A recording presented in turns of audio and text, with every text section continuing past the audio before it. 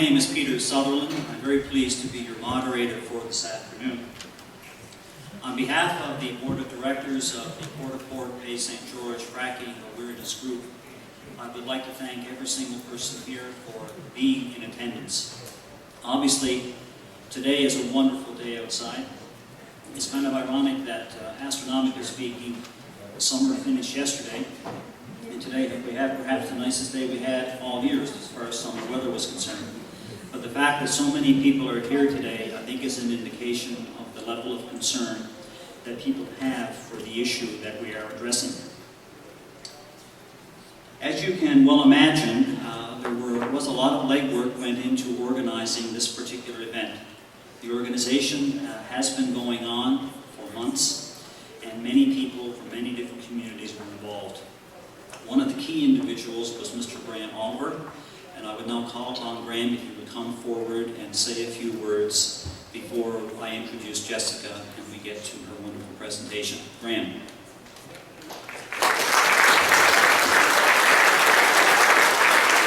I'm much more comfortable speaking away from a podium or a stand. And I've done about probably 20 presentations along the West Coast coming out of this Labrador. And it's nice to see so many people out. We thought, could we get a half of an Arts and Culture Center? Well, that's great. And we love to see people on both sides of the debate, whether you pro oil and shale oil development, or whether you want to hesitate, or whether you don't want to. We're very fortunate to have Jessica here today. She tells a compelling story. She's staying with us, and I've heard it over the last 24 hours. And in Port, I heard it, and it was moving, the people who were there. It's got a lot in it. It's about an hour. And, listen to her carefully. It's your community, and you have to care for it. You've got a lot of decisions to make. We all have. I'd like to thank the Port Bay St. George Fracking Awareness Group. I'm not on the board, but I give presentations for them. And they've done phenomenal work from 4 people, starting in January to where they are now, which is probably several hundred members. Also to the various groups that have come here from Cornerbrook, the gang there, Joe Park from down in Lark Harbor, our friends Grossmore and Bon Bay, that crew, and up the coast.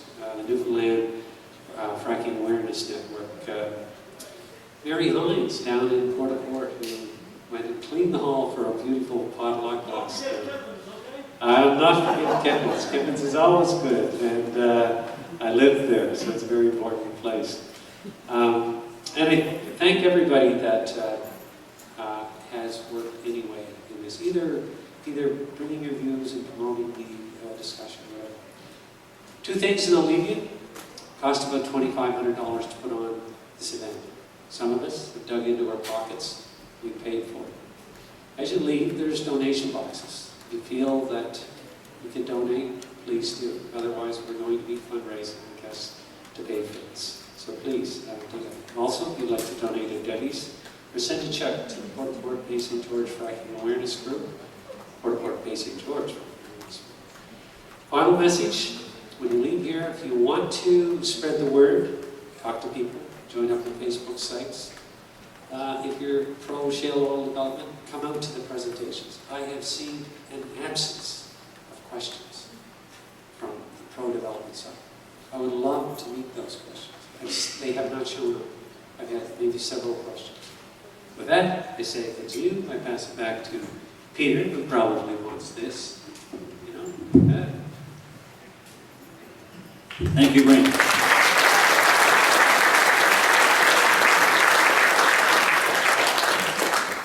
As I said earlier, there's a tremendous amount of work that's gone into the preparation of this event. And Graham and the others are to be commended for the energy and personal time that they committed to that organization. We're going to begin our session this afternoon with a pre-recorded video message featuring Maud Barlow, the National Chairperson of the Council of Canadians, which is Canada's leading social action organization that advocates for clean water, fair trade, green energy, public health care, and a vibrant democracy. This will serve as part of the introduction to Jessica Ernst and her presentation, then I will give a brief introduction, and then we'll get on the way to her presentation. So, Maud Barlow from the Council of Canadians. Hi, I'm Maud Barlow, and welcome to the People's Forum on Fracking. I'm really sorry not to be there in person, most particularly because I can't get to sit next to Jessica Ernst, who's one of my heroines. Jessica, you've just done incredible work making the issue of fracking known to Canadians, and I would even say around the world. So congratulations. I'm excited that we've got you speaking to our chapter and our group tonight, and welcome, welcome. And to everyone there, I want to say that I really support the work that you're doing to stop fracking in Newfoundland and Labrador. Particularly, of course, we're very, very concerned about Rosemud National Park and the fact that it's a UNESCO heritage site and that they're looking at potential operations on the boundaries of the park. And we've heard from the UN that if that happens, they may revoke our status as a UNESCO heritage site, which would just be awful and appalling. It's really, really a growing issue around the world and certainly around our country. Fracking is a terrible way to access a so-called safer energy source because it's natural gas, so they say, well, it's safer than regular fossil fuels or from oil. But really the methods that they're using now use intensive chemicals, intensive sand, and intensive water injections, so intensive into shale gas or shale rock formations that it's like a bullet hitting a windshield, and it just cracks the windshield. What it does is releases methane gas, but it also uses and then destroys huge amounts of water. I mean, we are just seeing the results of this everywhere. And in fact, we're now finding that there are earthquakes happening where there's a lot of serious fracking going on. Now, the companies, and maybe the Newfoundland government, we hope not, certainly the companies are saying, well, it's off in the wilderness, and this is wasted water, and who cares about this water? Well, let me tell you, I just finished a new book on the global water crisis, and we have to care about every single drop of water in this world. There is no such thing as a drop of water that doesn't matter or that can be wasted or can be destroyed because there's so much of it. There isn't so much of it. So I want to say to you tonight that I join you and support you there with total solidarity, as is the Council of Canadians across the country, in saying no to any kind of fracking operations near the park, any fracking operations across Newfoundland and Labrador. And I join you in calling for a full moratorium from the Newfoundland government on fracking in that province. We've managed to get a moratorium in Quebec. We're seeking one in Ontario. France has banned it. There are hundreds of communities in New York State that have said that we want to go fracking free, and so they're also doing it at a very local level, which is something we promote.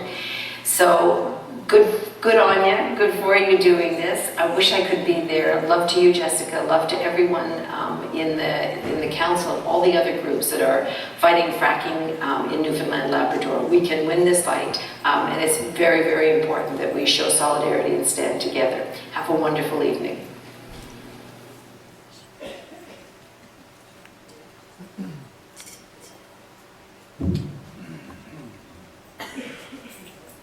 I had the pleasure of meeting Jessica Ernst yesterday afternoon, and then last evening, following a potluck supper, I had the pleasure of hearing her speak, rather briefly, I would say.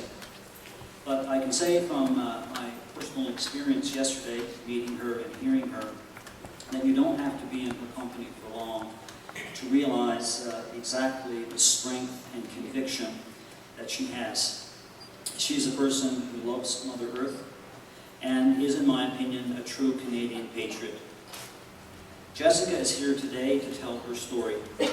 She's here to describe the experiences that led her to challenge the oil and gas industry on the hydraulic fracturing issue, to challenge the provincial government of Alberta, as well as our national government, the federal government.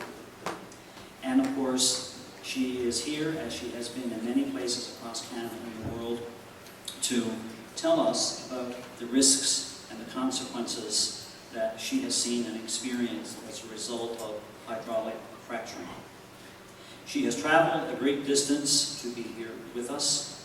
She's a person who has sacrificed a great deal for the issue that she's going to address this afternoon. It is my pleasure and my honor, on your behalf, to welcome Ms. Jessica Ernst.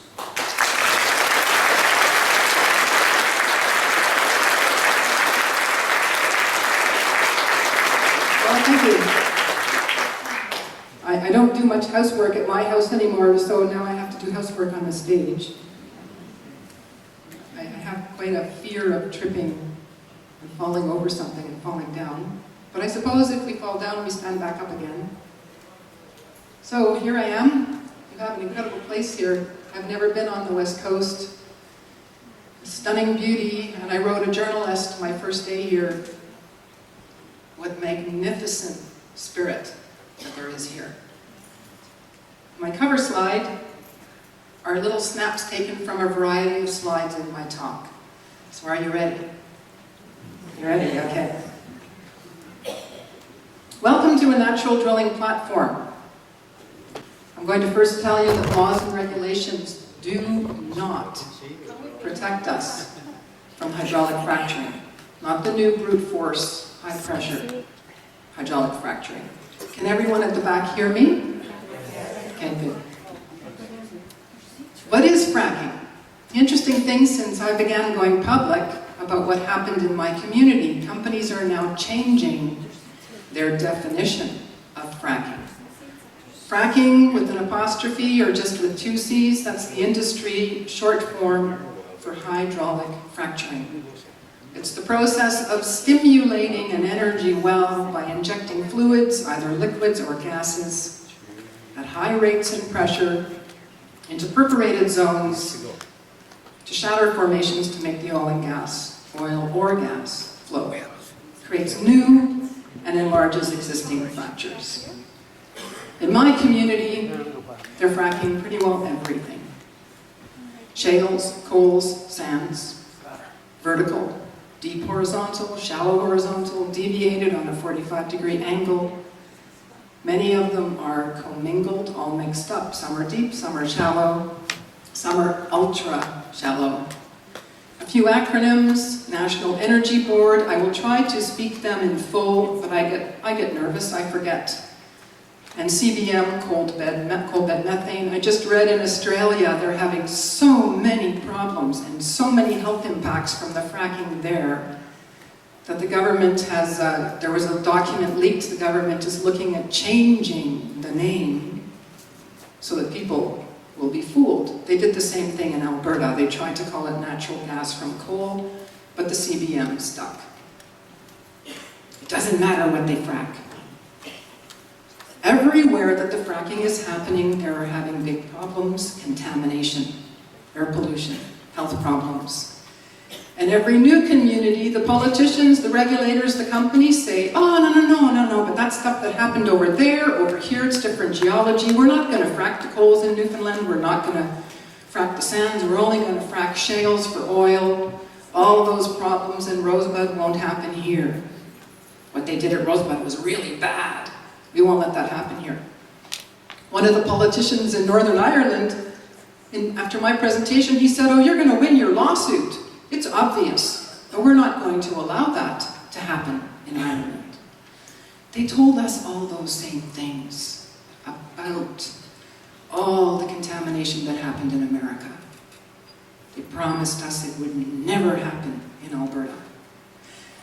So some of the consequences: noise and more noise, flaring, air, light, soil pollution, waste dumping, livestock deaths, escalating stressors.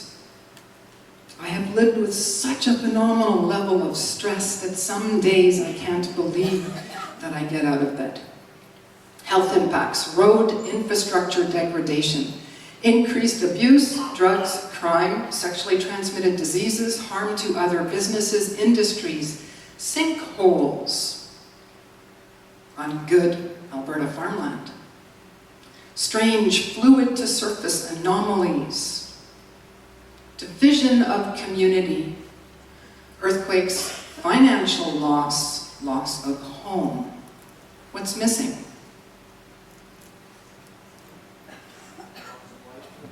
Loss of life. What else? Water. Loss of water. Some people are losing their water. Water contamination. I'm going to talk about that mostly. Anybody here not know what fracking is? You don't know? Okay, so you have the definition. They're going going after the unconventional resources, the resources that do not naturally want to let go. They have to inject under high pressure, either on a deep horizontal, they say here up to 2 kilometers long, they're now going 2 kilometers. This is a shallow vertical well. This is the base of groundwater protection. This is where the fresh water is. They make a lot of waste with this fracking. They say they've been doing it since the 40s or the 50s. It's true. They just don't say how they've been doing it. It's very different now. Lots of chemicals, lots of fluids, lots of gases, high pressure, lots of pumping trucks, masses of machinery. Incredibly high rates of pressure are injected to shatter formation, to force the oil and gas in shales and sands and coals to let go. What they don't tell us is that the companies in my community fracked where the water is. And there are thousands of wells fracked up here, not just coal bed methane, but shales. They promise us that our water is protected by multiple layers of casing, cement, and steel. They don't tell us they have to blast holes through these barriers with which to then inject their fluids. A few key players in my story: EnCana. After we served legal papers, they split off into another company, Synovus, which got the oil riches. Our regulator, the energy regulator, after they were caught breaking the law and spying on ordinary cookie-making Albertans, grandmothers, they changed their name, hoping Albertans would forget, which they did. And they've just recently changed their name again to the Alberta Energy Regulator, and they have changed the act, the wording. Now no Albertan can do what I'm doing with my lawsuit. I am suing EnCana, the Alberta government, and the Alberta Energy Regulator. Our water protector in Alberta was Alberta Environmental Protection. For most of my talk, I'll refer to them as Alberta Environment. They've been changing names so fast, it's pretty hard to keep track. They have now been swallowed up by the Alberta Energy Regulator. The oil and gas industry now has control of all of our fresh water in Alberta. This is very scary. They're promising Albertans best in the world safe regulations while taking the protections away behind closed doors. And complete immunity from lawsuits. Research Council is also part of my story. They too changed names. When they were the Research Council, they boasted on their website that they were meeting the priorities of industry. There's an EnCana connection there I'll talk about. Researchers in Saskatchewan, I'm going to start now with a little bit of science. There's lots more out there. This is not my research. All I've done is find it and put it together. These are regulator and industry research papers. They looked at about 1,000 water wells and springs. I consider this very good baseline. This is in the 70s. And they found methane concentrations increased where energy drill hole density increased. Most of the samples had no detectable methane. Everywhere that water is suddenly becoming dangerous with methane, they're saying it was always like that, which is one of the reasons they don't want to take proper baseline tests. And yes, there are some water wells naturally contaminated with methane. The ones that they found were most of them were at very low levels. Historic data in my community: gas present, yes or no. On my water well, no. A neighbor's well, no. An official county well, no. These are the records here, 1986. This was on the regulator's database. Method of drilling. I blew this up. This is from the data here. The important part: gas present, no. This is for the water well. My legal team looked at 2,300 such records before they began the shallow frac experiment in my community, and only 4 noted the presence of a gas that could be methane. That's less than 1%. We We've heard endless times that there's never been a documented case of fracking contaminating groundwater. I've heard this probably 1,000 times since I began to pay attention. It's a big lie. The EPA in America, the Environmental Protection Agency, they had a documented case of fracking having contaminated groundwater and a water well. And the interesting thing is the company that was implicated in this now wants to frack Calgary. And the oil and gas people in Calgary don't want it. You should be very alarmed by this. What came out with this, when this came public, the New York Times exposed that there were hundreds of other contamination cases sealed by gag orders. I believe they need to be made illegal. I will not sign a gag order or settle my case. You and your loved ones and your water and your homes are too important. I'm going all the way.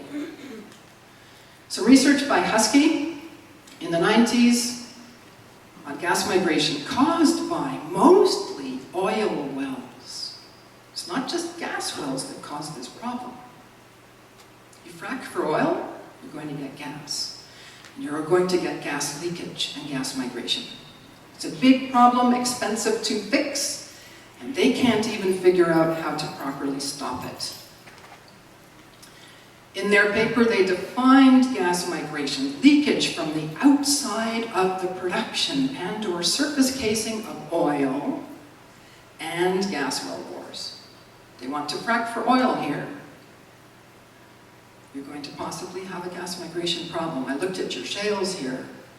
I think it's common sense you're going to have a gas migration problem, and lots of other problems. And in the area where they did their study, the source of the gas and its path to surface are rarely clear. Diagram showing the gas migrating outside the well bore. 46% of the wells they tested had gas migration. This is before they began the experimental hydraulic fracturing. And in this paper, they suggested and asked the question, the naturally occurring methane, the methane made shallow by bacteria, the swamp gas, is it using oil and gas well bores to rise to surface and contaminate groundwater? Everywhere, as in my community, when the water wells go bad after this brute force fracking, they're blaming us, the water well owners, the farmers, dirty farmers, nature, bacteria. The United States Geological Survey did a very important study. This was in response to numerous water wells that went bad, the ones that had Albertans on alert when they brought coal bed methane to Alberta in the shallow fracking. There was a big class action lawsuit. Unfortunately, it settled with gag orders, so we'll never know what happened there. But Chapin, the author, he didn't say nature was the culprit. Gas wells were. Canadian Association of Petroleum Producers, our big oil and gas lobby group in Canada, they too studied this. They had the Saskatchewan Research Council do a big study, multi-year, thick. This is the cover. Migration of methane into groundwater from leaking production wells. They did the same thing my legal team did. They looked at 24,000 historic water well records. This was done by Alberta Environment, the water regulator in Alberta. And most, very high amount, did not have gas present. Less than 0.1% had gas present before oil and gas, and 0.17% had gas present after oil and gas. That's the same percentage that my legal team found in my community. The methane data is important. Useful data on the dissolved methane as used in the region for that water. I believe this is also very important baseline data. Yes, they did find methane in some of the water wells, most at extremely low levels. And the two highest were just over 1 milligram per liter. In this report, they stated that there's a risk of explosion at 1 milligram per liter if the water passes a confined space. And the dissolved methane may spread into aquifers, and it may move laterally within these aquifers. Water moves. Another reason why I believe gag orders must be made illegal on water contamination. You sign a gag order, you take $1 million, the water's not going to stop moving. It's going to go to your neighbor's house. Doesn't matter how many children live there. Now they know there's more ways of leakage. This is in the big oil and gas lobby group report. This is my home. This is the Rosebud River. It's very beautiful there. It's very wild, powerful. I bought my home in 1998. I love beauty. It's my garden. 2001, there was big explosions in Hutchinson, Kansas. First responders did not know how to cope with the explosions. They traveled underground 3 miles the next day, killing 2 people. This was the water there. I will come back to this. Trican is a big frac company in Calgary. They teamed up with Husky. They looked at their leaking energy wells. 12 to 80% leaking. Peer-reviewed paper published. Our ministers of the environment across the country held a very important workshop over 10 years ago. I never saw this in the Globe and Mail or in your newspaper. Poses a real threat to our water. And we need baseline hydrogeological investigations to recognize and track contaminants. They're still not doing this. EnCana didn't care. In my community, a year before this workshop, they began experimenting on us, our water, the children, the pregnant women. They didn't give us any warning, in secret. These wells here, almost over 150 of them were fracked where the fresh water is, above the base of groundwater protection. In 2001, they shot holes in the casing at 100.5 meters below the surface. It's very shallow. In 2004, they repeatedly perforated and fractured right into our drinking water supply. Their data says so. This is how EnCana regards the law. It's a stop sign. These are their legal land descriptions, the addresses to their wells. They didn't even respect the school buses, our children traveling on those buses, or us, to pound in a post. What do you think they think of our groundwater? I didn't know any of that. I was very busy with my business. I work in the oil and gas industry. I have 30 years experience in it.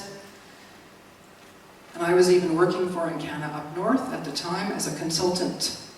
And it got noisier and noisier. And I wasn't sleeping. I didn't know what it was.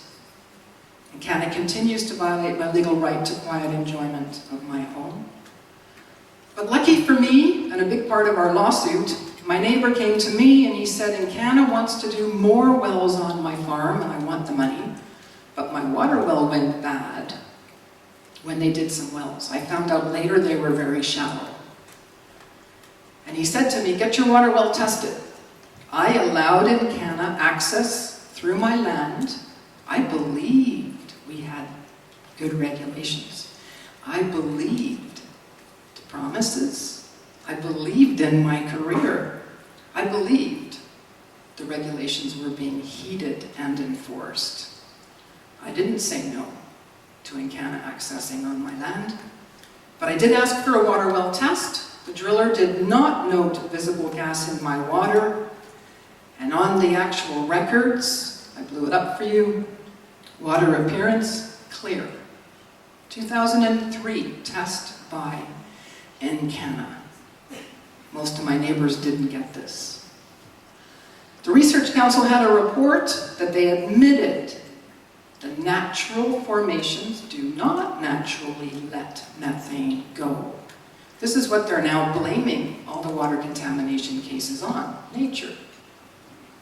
They said it's rare because the reservoirs are tight, meaning the gas and oil is tightly attached to the formation, to the rock, to your shale here.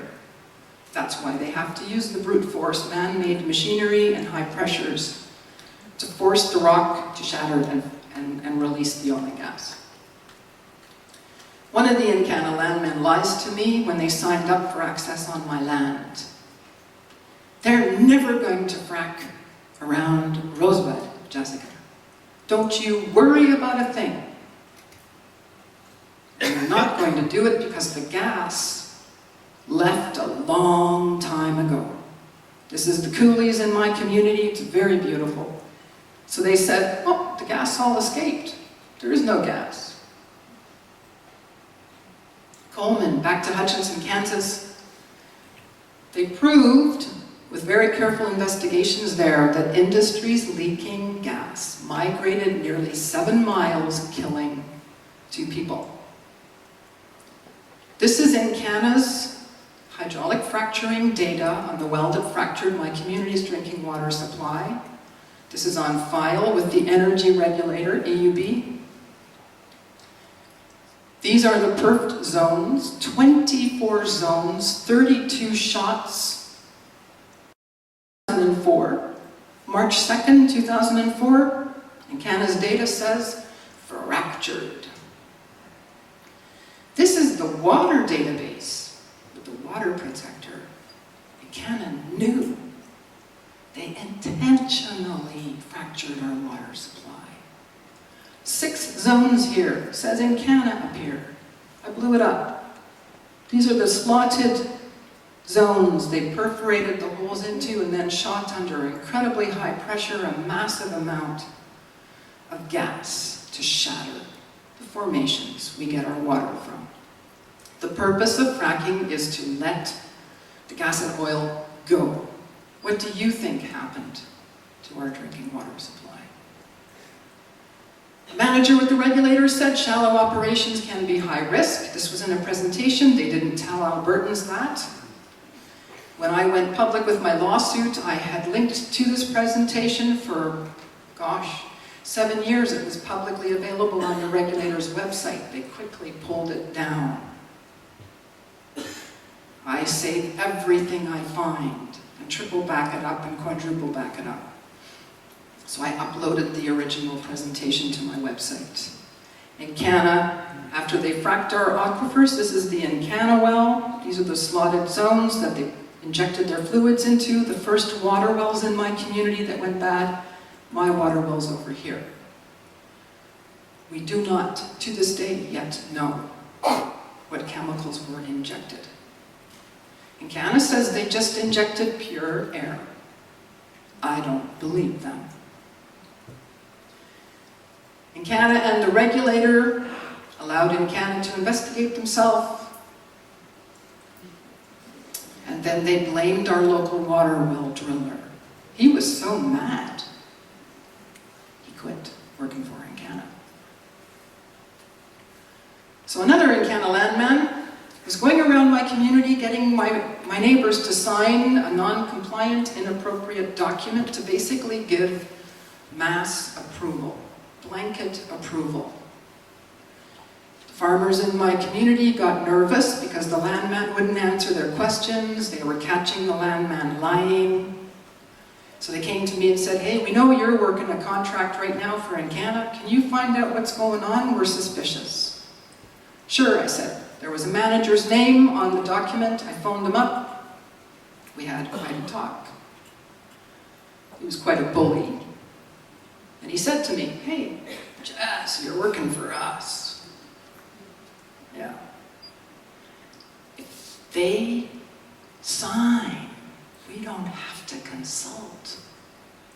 I said, no, but you hire me to consult for you up north. What do you mean you're not going to consult with my community? Tell them what's going on. Albertans are the most accommodating people, probably in the world, to oil and gas.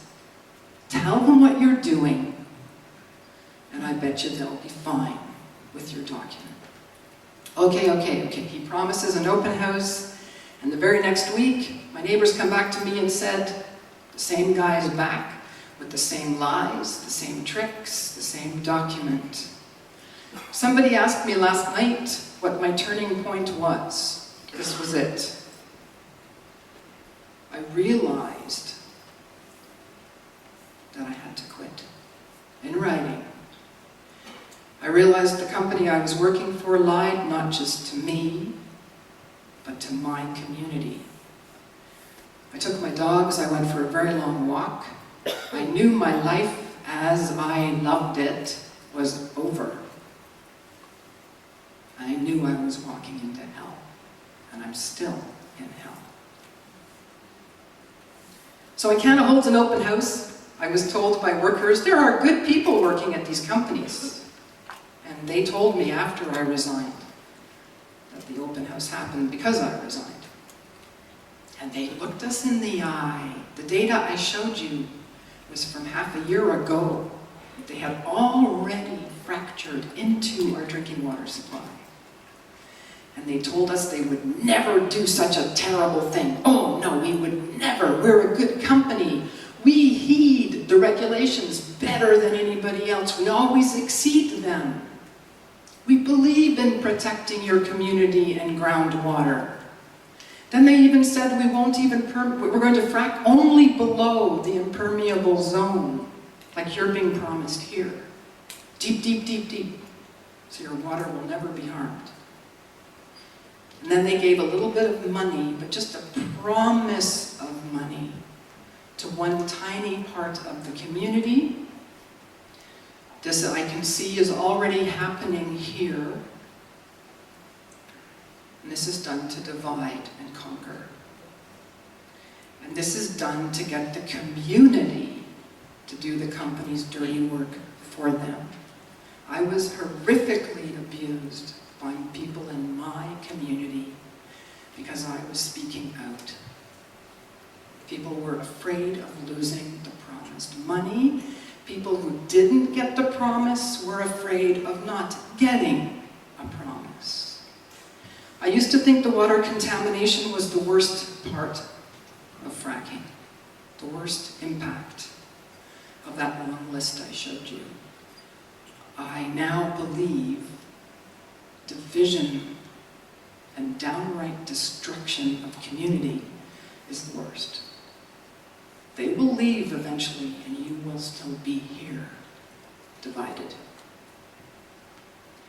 A few months later, the water tower blew up in a very serious explosion, injuring our water worker. My water well is a private water well. There are about 15 other water wells in my community that were contaminated. That community of Rosebud is about 100 people, and they rely on groundwater, but it's a municipal system that provides their water for them. My water dramatically changed. My water well became a better gas well. I didn't know what it was. Incredibly painful caustic burns. Soaps and shampoos that I had not changed. My water was very soft. I'm still using the container of laundry soap that I bought a long time ago.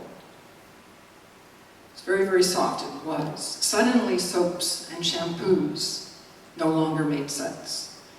Doing the dishes resulted in incredible cracks and pain in my skin on my hands. I stopped doing the dishes. I noticed changing behavior in myself. My kitchen was always a mess. And it wasn't until one day that I poured fresh water for my dogs, and they backed away from the water in a revulsion, that I realized something was wrong with the water, not the plumbing, not me. And I started to do research. I'm a scientist. I realized we had been lied to. It took me a long time to find the information that I've shared with you so far. This is 2005, EnCana's test on my water in 2003, before they fracked our aquifers, said the water appearance was clear. Colleagues involved in gas migration research came to see my water and said, this is really bad, incredibly dangerous, One geologist left me his industrial gas detector. Another geologist in Saskatchewan said, your home is much too dangerous to even live in. You need to get out of there now. The noise continues and continues. I present evidence of non-compliance by EnCana to the regulator, thinking I will get regulation and enforcement. I still believed.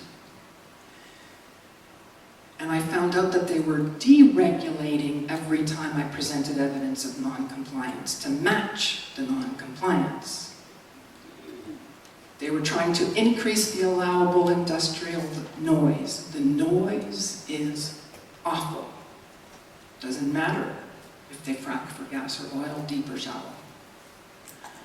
So I warned my fellow Albertans with an email. I hit the send button, ran to the airport. I was doing a tour for First Nations in the Yukon.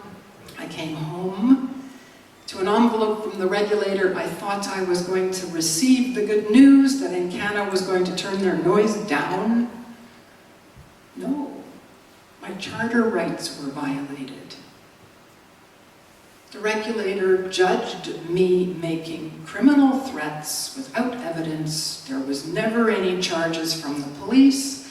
I was never fingerprinted. I was never thrown in jail.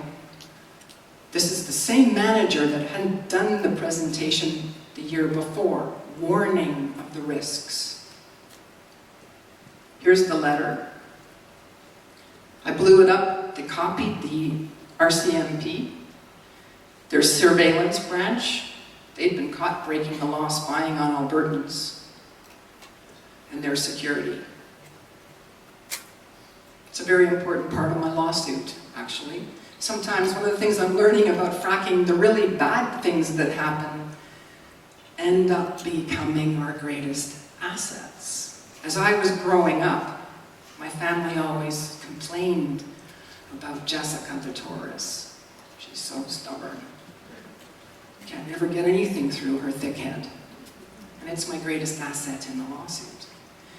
This banishment letter was horrifying to me at the time. I couldn't believe it. I'm a Canadian. We're supposed to have freedom in this country. Free speech. It's become a very powerful and important part of my lawsuit. It's signed evidence to go to court. You don't get much better than this. I asked questions. I wrote a letter to the regulator saying please clarify this. This is how serious they took the banishment. This is an express post envelope. This was the regulator's address here. They returned it to me. They wouldn't even accept my mail. I'm a scientist. I'm an oil and gas industry consultant. I was shocked. My knees were knocked out from under me. Everything I believed in shattered like a frack. And on the same day that was in my mailbox, this was on the front page of the Edmonton Journal. A reporter there had read about me in the Yukon. She wanted an interview. She came down with a cameraman on the day I received the lab results of the tests on my water. This is my place, my dogs. My water was too dangerous to have even connected to my home because of this on the front page. The fracking industry and the corrupt politicians and regulators do not like the truth coming out. So they came out with this it's a frack directive, shallow frack directive. I call it a PR scam, to make it appear as though what EnCana did was compliant. Two important things though. The companies that were doing the shallow fracking were having fluids shooting out of other energy wells, damaging them, costing other companies big money.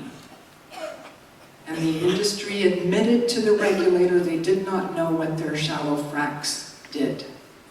This directive was later changed. They pulled it away from the public, took these damning statements away, and put a new revised version up. I saved the original. You can find it on my website. A coal bed methane technical briefing by EnCana promising water if any water supply is a concern. Another lie. The lies can be verbal, the lies can be in writing. Our government promised permanent, safe, alternate water for all affected families now and into the future, regardless of whether nature did it or not, because the government had failed us. Number one, they didn't tell us, they kept it secret, so we couldn't test our water ourselves. Number two, they didn't test our water first properly. Not for the Campbells. The Campbells live north of me. I'm only one of many cases in Alberta of water contamination after nearby fracking. They have methane, ethane, propane, butane, pentane, sour gas, deadly, toxic hydrogen sulfide in their drinking water. They have little grandchildren visiting. The Zimmermans by Wetaskiwin, methane and ethane, evidence of petroleum distillates in their water. This is Dale in the wintertime. It's not fun when your water is gone. You know that chill you get deep into the bone? And the only thing that warms you up is a really good whiskey or a bath, or both. I can't have baths anymore. It's too hard for me to haul that kind of water. So the first day here, I had the most amazing bath, and the second day. And when I went to Ireland in March, I'm pretty nervous going through customs because of what I'm doing. And the customs man says to me, he looks at my passport, he says, "What are you here for, your holiday?" "Nope." "Business?" "Well, no." "Well, what are you here for?" I said, "Well, I'm talking about hydraulic fracturing." "Oh," he said, "that's controversial. That's quite something. I hear it all over the place. So, are you for or against?" I said, "Well, I'm not really either. And I don't think it really matters whether you're for or against. That's irrelevant. That's being used to divide you and control you. What's important are the lies." So I said to him, "Well, actually, I live fracked. My water went bad, and the first thing I'm going to do on good Irish soil is have a bath." And he started laughing, stamped my passport, and wished me all the best, and off I went. That's big change, though. I told the Irish, because I had been there the year before, I said, "Whoa, you guys are having a big impact. Your customs persons are talking about it." It's fantastic. So Alberta Environment finally came to test my water. They were alarmed by how much gas in my water. This was a man who retired shortly after. He'd been in the business a long time. And he looked around my land. "Oh, you have no cattle, eh?" "No. It's your fault, because you're not using your water enough." So I thought, okay, well, maybe that's true. I conserve water. I'm very worried about water. But 3 days later, with the Minister of Environment, Boudelier, and his hydrogeological staff, Deputy Minister, then they told us we were to blame because we used too much water. Me, 2 little dogs and me, caused the dangerous contamination. This is best in the world Alberta science. And this is the carpet bombing that comes with unconventional oil or gas. They're not going to do one well north of the park. They're not going to do one well here along your bay. They have to do endless wells. This is my community. This is about 6 miles. This is my property, my water well. The blue is the water tower that blew up in the explosion. The red dots, now it all looks like solid red dots, but that's a circle. This presentation tonight, I will upload it to my website under speaking events, and all these slides are yours. So you can go to this PDF of this slide and you can blow it up and actually see the legals of the energy wells. So these red were all fractured where the fresh water is, above the basic groundwater protection. The black, which you can't really see very well, these things here, they're all the deeper unconventional wells and conventional wells. Unprecedented impact. And with each one of these holes comes a lot of holes in the casing. Then they frack, they come back, they frack again, they perforate again. Some people, I call this flea-bitten dog drilling. The industry calls it carpet bombing. So, all of that red is up here. They still, this is a regulator propaganda document that came out in 2011. They're saying they're fracking below where the fresh water is. Still, to this day, even after my lawsuit is public. And then that was just, I should clarify, this is just to 2006, when the regulator brought in baseline testing. They made it mandatory, way too late. They've done thousands of fracks in the water in Alberta. And the government knew they can fingerprint where the gases come from in water wells. The same way they would, I love oatcakes. So if your bakery here got broken into, and the oatcake lover like me went and stole all the oatcakes, the police can fingerprint the bakery and the thief and do a match. And the data indicated EnCana was the guilty party in 2006. It wasn't until 2 years later, after fighting tooth and nail and paying a lot of money, that I eventually got back, that I got this data. This is my water. It's not just flammable like the water in Gasland, it's highly rocket-like, it's explosive, it's very noisy, and it scares you. I'm a blur, that's me. I'm a blur because even though I had done this for media many a times, I jumped. Some of the chemicals, I don't have time to go through them all. Evidence of kerosene in the Hamlin water. Hexavalent chromium, a known carcinogen that made Aaron Brockovich famous in a monitoring well in the Hamlet. The chromium went up by a factor of 45 in my water after EnCana fracked the aquifer that supplies our water. Evidence of petroleum distillates, phthalates, and alcohol used in fracking. Have you all heard of the terrible flooding in Colorado? Imagine what would happen to these chemicals stored like this. This is my community, 2006. The promises, they will promise you the world. We do better than the regulations. Is this better than the regulations? This is the Bruce Jack water well, Spirit River, Alberta. He had tried for years to get resolution. He had methane, ethane, other toxics in his water. This is his water. This is after the company installed venting equipment to get rid of the gas. Is it working? It's erupting out of his well.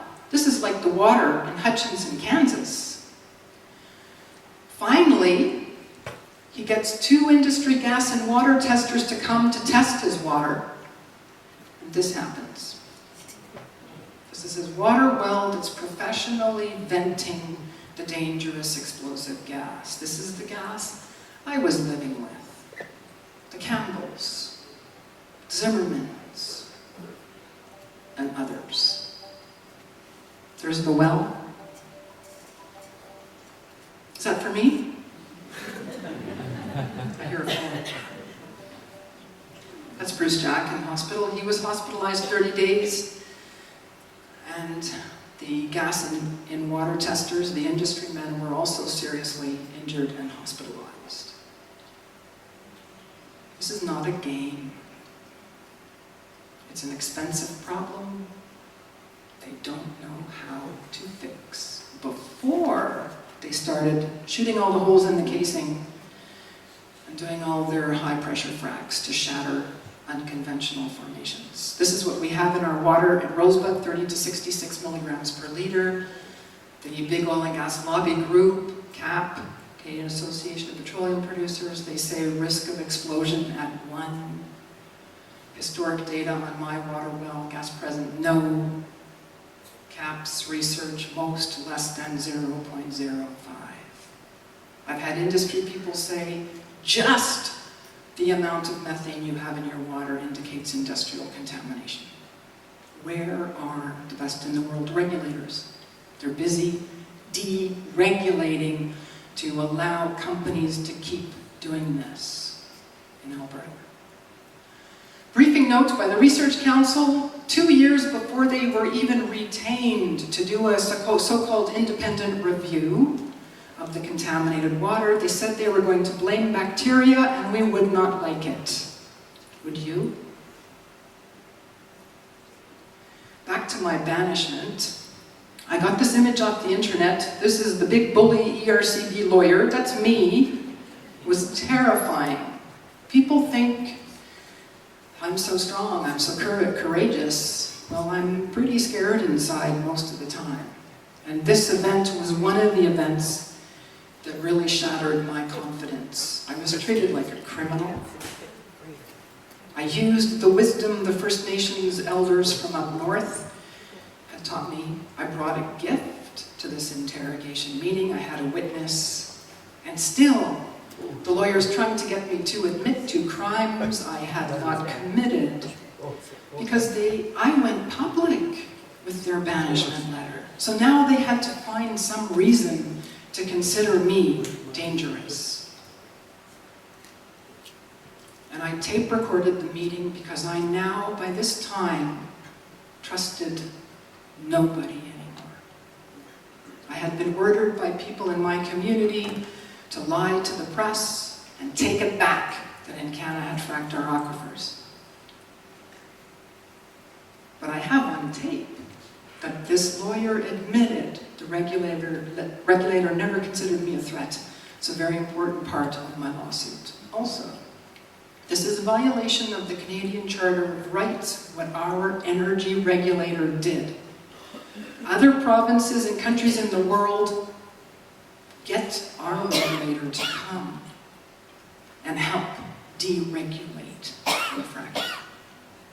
So if they're violating my charter rights, they are violating the rights of many others. It's a global problem. There are experts around the world studying this problem of gas migration. This is the first key conclusion of one of their recent reports. Clearly a problem worldwide. We have 600,000 abandoned wells, we think, in Canada. Now they want to frack all around them. And frack wells that have leakage problems. They can't fix the problem. I say, don't even ask for a moratorium. I say, stop fracking everywhere. And the global industry needs to fix this problem first. And then prove it to us that they have fixed it. Because their research says they can't. And in testimony to a parliamentary committee, the Big Oil and Gas Lobby Group said, oh, if we see methane in groundwater, we presume nature put it there. Nature doesn't frack, to the best of my knowledge, with huge pumping trucks and chemicals and fluids. That's the science that you're going to get. Our government finally put monitoring wells into the hamlet of Rosebud and neighboring it. Our water wells we use, monitoring wells, are to track. This is the one in the hamlet. The lid was vibrating open. There was so much methane and ethane coming out of this. There was no water in this water well, just methane and ethane. Of course, this was drilled 5 years after EnCana began experimenting. They did not put any flagging. There's the train. Kids would race along here with dirt bikes. This is a risk. It's illegal to leave wells venting gas to atmosphere. So we called 911 and got into big trouble because we were putting EnCana's promised money in jeopardy. This is 2007. They promised it in 2004. They hadn't even given the money yet. This is how close this was done to homes. They had to come and cap the well and lock it, fence it. It was a risk. This home had toddlers. That's the well there. like everything else in my story, this is the water regulator's water monitoring well. I was talking about it publicly. So they came and put a cover on it. Let's cover it up. The regulator continues their research. They now know many more ways that gas leaks up energy wells, oil and gas. The Research Council is retained to do a great big, phony, independent review. It was just a cover to protect the pollution and the continuing fracking everywhere. They ignored the historic records on my well. They ignored that EnCana fracked the aquifer that supplies my well. They ignored EnCana's 2003 test that said the water was clear, no gas was visible. And they blamed nature and bacteria. Worse, they used fingerprinting data from over 100 miles away that were on energy wells fracked much deeper to say EnCana didn't do it. And they ignored the fingerprinting data in my community. At the same time, our regulators had retained a big research outfit to talk about this problem. It was a big, thick report. The regulators summarized it and said, gas migration due to natural pathways is unlikely to occur in areas of active coal bed methane or not. And yet they blamed nature for what happened to us. You take away our water, people are still using the contaminated water in my community. I'm not going to do that. I drive 45 minutes to get a load of water. Sometimes I have to wait a long time. I have to pay. This is Canada. It's my turn. My tank is very small. That's magic. He always comes along no matter how hot it is, and no matter how I try to get him to stay home. He's very old and has a heartburn, but he always comes along. Breaks my heart every time. Now we're back home. This is the new water reservoir. The old one that blew up was around the corner. EnCana promised $170,000. That cost the community almost $700,000. I had to give up my storage room. World oil. Gas migration can occur anytime the seal of a gas-bearing zone is disturbed. That's on a gas or an oil well. That's every frack. Legal papers are served on the parties. In December 2008, National News, W5 did a very short segment on me and many other Albertans struggling with pollution. And the very next week, they didn't do this to the other Albertans that were interviewed, just me. They sent these guys. This is my living room window. And no, it was not the regulator coming to undo my banishment or apologize. This is my driveway. My heart is pounding as I'm taking photos. They began harassing me the very first business day after the Saturday Night News aired that little clip on me. They sent the RCMP. This guy, he hears me taking pictures, he gets snarly and says, "You can't take our photos, we are undercover."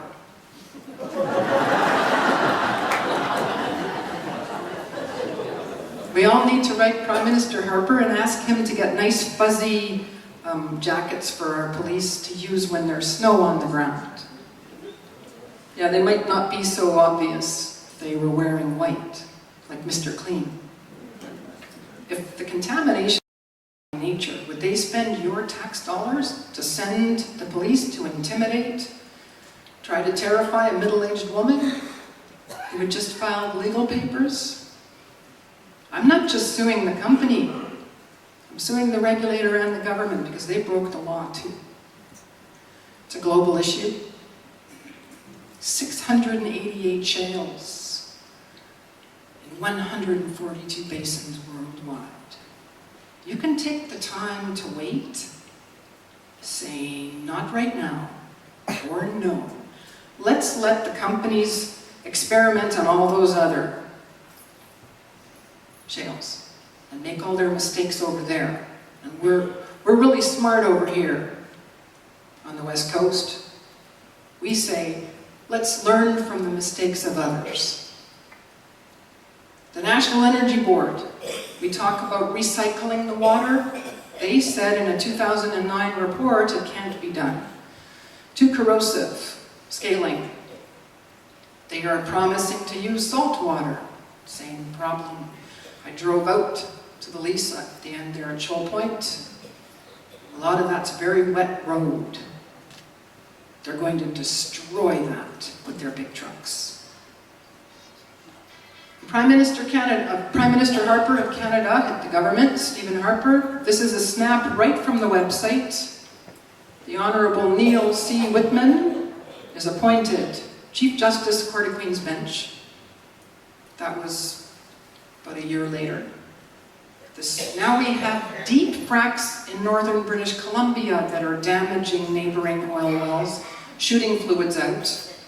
They came out with a safety advisory and said, the company said, geez, we don't know what our deep fracks do. They said in 2006 they don't know what their shallow fracks do.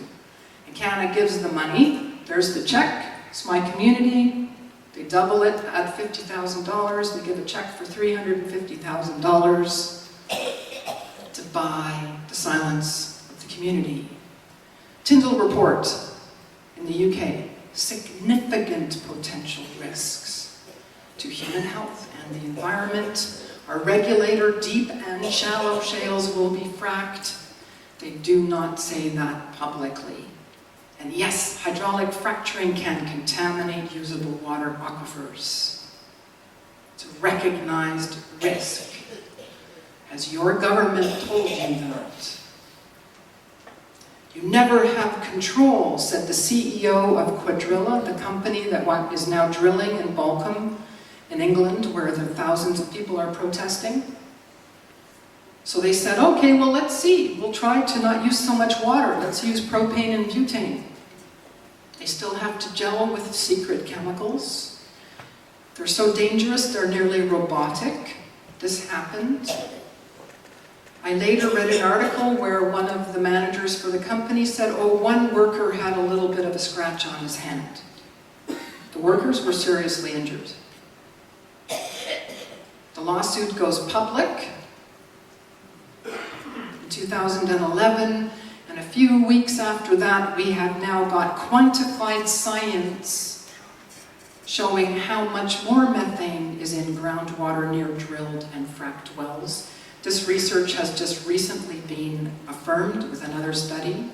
The European Union, high risk if they do it wrong, possible high risk if they do it right. And again, the Harper government appointed Barbara Veltois. I'm going to tell you about these two judges in a little while. The regulators knew in September of 2011 that gas frac, using a propane frac, had accidentally perforated holes where the fresh drinking water is. They knew something wasn't quite right. They didn't bother stopping to find out what was wrong. They fracked, and their toxic chemicals were shot in under high pressure into the groundwater, the drinking water. Our regulators and companies continue to lie to us for over a year. Same as the oil and gas lobby group, CAP. On EnCana's website, this is a snap right off their website, there are no documented cases of groundwater contamination related to the hydraulic fracturing process. Our regulator has removed all the limits for fracking in Alberta. Instead of actually doing what they say they're doing, which is providing proper regulation, they're not. They're deregulating to allow fracking. And when you're fracked, they keep fracking you again and again. This is my land here. Here's the outcropping of the Rosebud River Valley. Compressors, wells. and EnCana's drilling down and on an angle right near to my water well. I've been hauling water for years. They come and frack you more and more and more and more. They don't care that you don't have water. These two trucks are hauling the waste. I think what's going to stop fracking in the world is the waste. They produce an incredible amount of waste. They're going down, deep down, and then they're doing these great big long horizontals. What are they going to do with that waste? I wrote the regulator and EnCana. What are you going to do with it? The regulator wrote back and said, don't worry, they won't dump it adjacent to your land. These trucks just went a mile over. This is food land. This is our bread. This is the waste. It was a very windy day. People were coming out of the church. It was a Sunday, and the wind was making some of this waste airborne. This is EnCana's research from 2005. Recycled frac fluid, drilling waste, arsenic, barium, chromium, mercury, to name just a few. You have caves here where people were looking for lead years ago. They've also got lead in this waste. EnCana's technical briefing says, we work the waste in right away to prevent harmful effects. I went back a month later. It was frozen. They didn't work it in. Someone in Michigan asked me, what are they going to do with all the waste? Easy answer, we will drink and eat it and breathe it. Dr. Carlos Mullenbach is considered the king of the fingerprinting. He says it's going to get worse. And sure enough, right after that, a farmer comes home, here's a suspended oil well. This is not a gas well, it's an oil well. And he sees fluid shooting up into the air. He races home, calls the emergency response line of the best in the world, world-class energy regulator of Alberta. They have fracked 171,000 wells, and they do not answer the phone. He has to phone someone like your Graham to help him. Graham doesn't get paid. I don't get paid. The man that this farmer phoned in Alberta, he doesn't get paid. And they got help. The frac fluids and the oil were dripping off these trees. The Red Deer River's on the other side. These workers are not wearing respirators. They're cleaning up. Do you want your children to have these jobs? We were promised jobs and prosperity too. And there was hauling waste. It was pretty well the one job that was given. And now they're bending down, looking closer. Breathing undisclosed chemicals. More waste. It's kind of hard to see. It's a stop sign. This is a public road. Reeked of diesel. The regulator didn't even go look. If you don't look, there's no statistic. Dr. Lisa McKenzie, Colorado School of Public Health, increased risk of cancer and neurological risks near frac sites. Pollution can produce acute and chronic illnesses. Northwest of Calgary, where the rich oil and gas managers live, women's hair is falling out. Ranchers, big, fierce Alberta ranchers, are getting sick. I am shocked at how bad they look. In a year of living with fracking, cattle are dying. Ranchers are leaving their ranch every day to breathe. My first court hearing was in April last year. This is Judge Velthuis that the Harper government had appointed to Court of Queen's Bench. She volunteers as case manager for the case. We say sure. She asks for a shorter statement of claim. We agreed. I realize now this was a delay tactic. They were able to delay a year with this, cost me a lot of money. I wanted to be cooperative. And the regulator demands that the big, full statement of claim is removed, not just from my website or the public, but from the court. They're denied. I'm hauling water from the Red Deer River. This is my replacement water. This is sour crude. Huge spill. I don't know where to get water now. Nationwide insurance in America, internal memo, the frac risks are too great to ignore. The European Union report, 25 to 100% of the water is lost permanently. You heard what Maud Barlow said. We're already in a global water crisis. These are water trucks taking water for fracking out of the Red Deer River. Quebec. Look at the damages to the road. We pay for the damages. EnCana destroyed the roads in my community. We paid to fix it. Earthquakes around Cochrane, Alberta, and other parts of Alberta. Barns are being damaged homes. In the UK, there was a big class action lawsuit in America that settled out of court, unfortunately. The second big quake caused by Quadrilla in England caused deformation of the well. We already have gas migration problems. In northeast British Columbia, since they started fracking, they didn't have them before, 272 earthquakes. And they're not even in the earthquake zone that the east is here in Quebec and the coast. The earthquakes caused so much damage to the casing of the well they couldn't even complete it. In the fall last year, we had a case management call, and the defendants suddenly asked to move my case to Calgary. This wasn't even on the agenda. And the judge said, well, the chief Alberta Justice, Mr. Neil Whitman, a judge that the Harper government had appointed, he said, no, the case needs to stay in Drumheller, rurally, where the harm took place. This is EnCana's office in Drumheller, which is the little rural town close to mine. They told the judge, we're not going to drive there to Drumheller if you don't move the case. We're not going to go there. So they move the case to Calgary, but EnCana continues to dump their waste and send all their big frac trucks to Rosebud, to frac, and everywhere else. But two lawyers will not get into a car and drive an hour and a half to attend court. This is last year. This is non-compliant. This is waste dumping on food land. This is the same field of the photos I showed you taken the year before.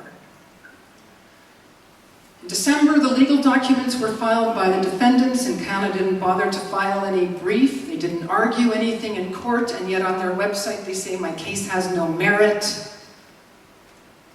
Our water protector argued to have the word contamination removed from my statement of claim and all the other water contamination cases.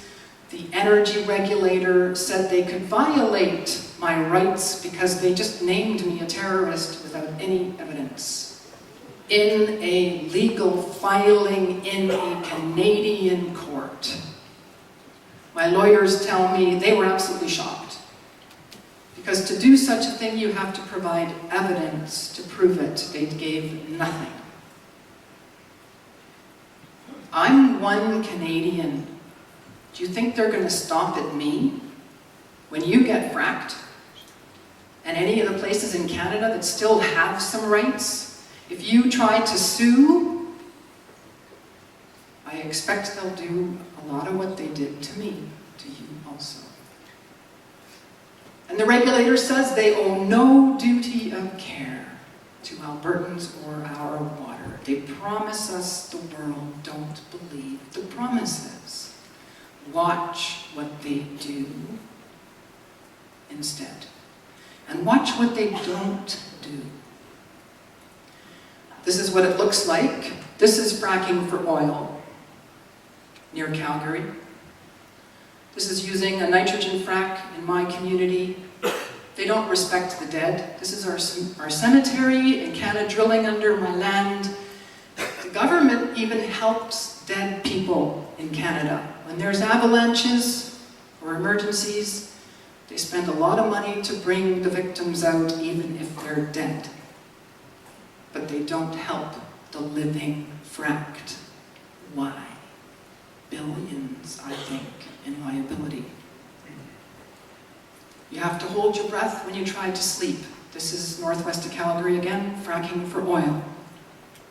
Fracking for oil. The air pollution is horrific. And they don't have to tell us what these chemicals are that we're breathing. So the regulator comes out with new regulations allowing fracking horizontally on an angle for sands, shales, coals, where the fresh water is and below it. They're also allowing zero barrier completions because the cement is interfering with their fracks. Holes are caving in. Companies are suing each other northwest of Calgary for all the problems that are happening. It's a big experiment. The regulator releases the report on the big Innisfail frack blowout. No fines, no punishment. They did admit fracking caused it. Another report, they admit that the gas frack up by Grand Prairie had contaminated groundwater. We have laws they can be fined under. No fines, no punishment. We get punished if we speak out. The companies that damage the formations and pollute and divide our communities get all the protection. So my court hearing in January, which I consider the most important part of my case, this is a photo from a few days ago, my garden shed. I couldn't take a photo because it was in the dark as I was leaving.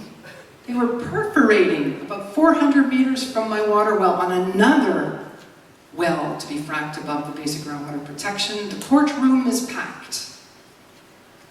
There weren't enough seats. They had to turn people away. Albertans came to support their water, and I was not there. I believe there comes a time to take a stand. The case belongs rurally, where EnCana did the damage, where the regulators violated my charter rights. I stayed the entire day in the courthouse in Drumheller, in the waiting area. I took a witness, and this reverberated across the country. I had asked my lawyers to read a statement into the court, and it was allowed and is in the official transcripts.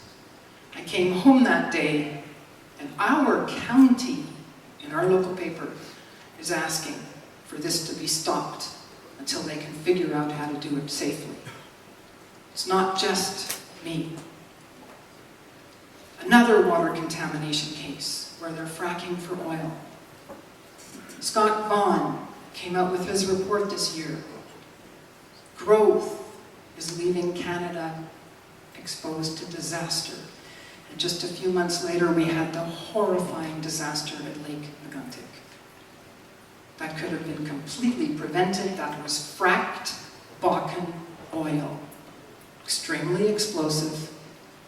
And the people there that were breathing the fumes that survived do not know what frack chemicals they might have been breathing.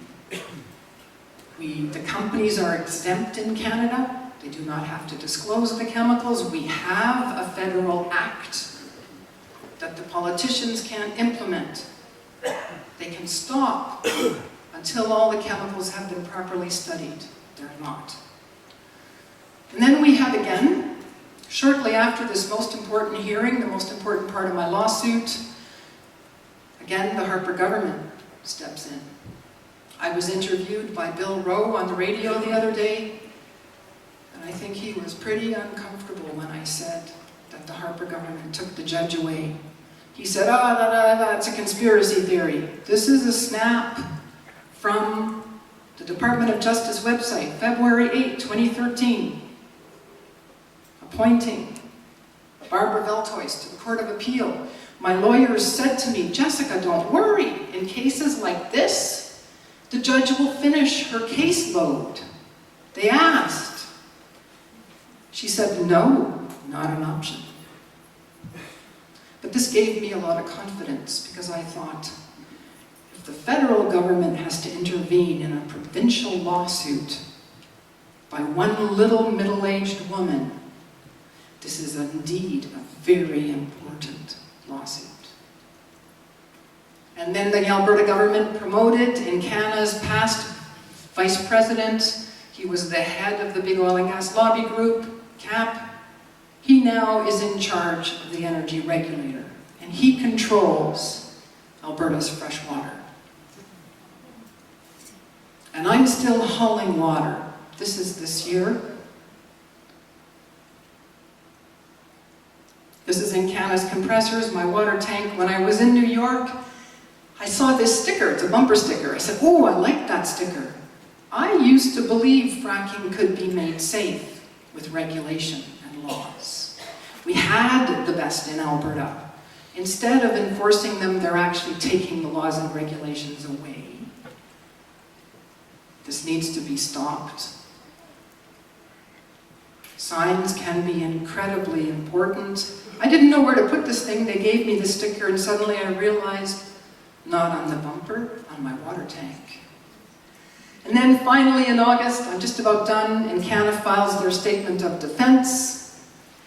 And in order to defend themselves, instead of saying what happened, or defending why they did it, they're saying they didn't frack our aquifers, they stimulated them. Miss Tinkerbell, this is their data. This is the scan from EnCana's data on file with the regulator. Fractured.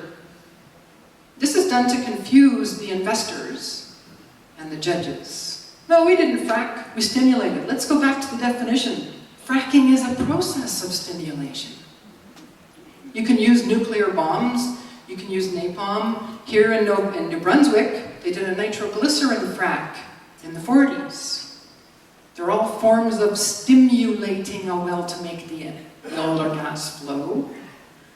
This is the big protest that happened in Calgary, the oil and gas managers. Look at this, stop the oil well. They don't want it. And the company moves their well 2.3 kilometers. They don't listen to the people rurally. The government agreed with this. There's an old Japanese saying that says, many fleas make big dog move. Big dog, they were implicated in the contamination in the 80s in America. They moved. No urban drilling. Why not? What about the rural people? And the National Energy Board came out with filing requirements for fracking, but only for the north, not for all of us. We need to demand, at bare minimum, this. And I've read their requirements. They are detailed and tough, and I do not think the companies are going to be able to financially frack in the territories because of these requirements. And your minister sent an email to a concerned citizen saying most jurisdictions in Canada have now prohibit fracking unless it takes place beyond where the fresh water is below it. I'm going to give you homework. I want you to find out if this is true. Does anybody know without the homework? Is this true? It's not true. Well, you guys are really lucky you got out of the homework. It's not true. New Brunswick sort of has some regulations. Alberta, which we have supposedly the best, they can frack where the water is. And where's the frack contingency plan for all the things that have been going wrong around the world? What if you're at work? Your neighbor calls and says, I was out fishing and I saw your home explode. That has happened in Pennsylvania, not fishermen, but reporting it, but homes killing people from industries, fracked gas. And here we are today. I used to believe in justice, and I feel very sorry that I so upset Bill Rowe, your radio interviewer, that he thinks this is a conspiracy theory. This judge was also appointed to Court of Queen's Bench Chief Justice by the Harper government. We don't have a ruling yet. When's Harper going to take this judge away? Fracking home, from coast